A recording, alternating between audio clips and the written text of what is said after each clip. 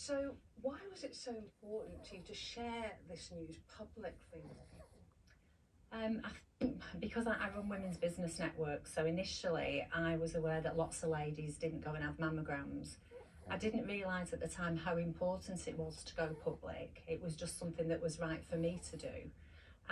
But the amount of responses that I had every time that you guys put a story out, I got messages from all over the place, from ladies and the daughters of ladies who were going through breast cancer and different treatments. It was just helping them talk about it a little bit more.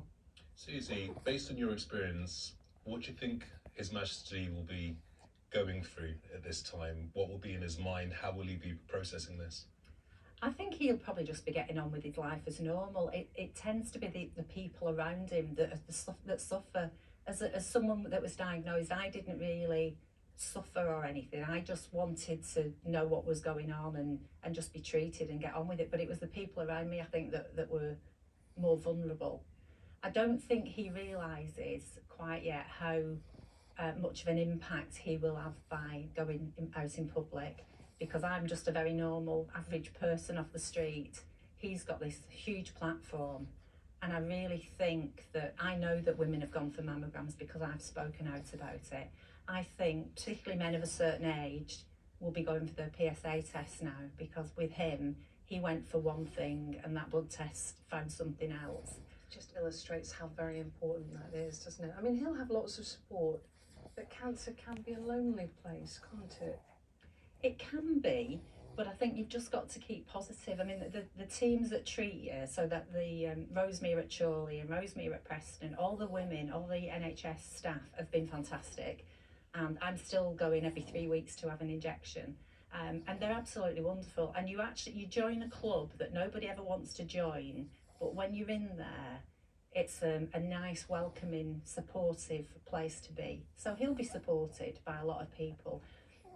There's a lot of, his family are the ones that are going to need the support and people to talk to.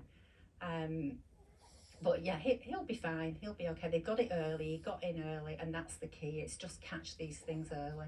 You've done so much to raise awareness about this issue.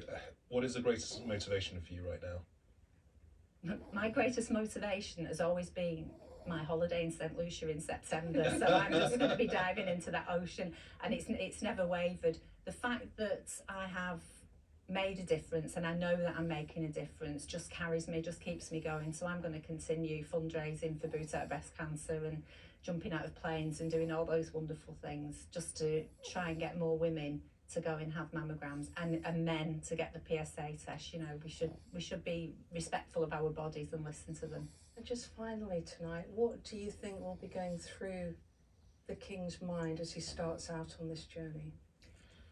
I'm hoping that he'll just be feeling positive about it and that he will know he's in the best possible hands and that there will be light at the end of the tunnel.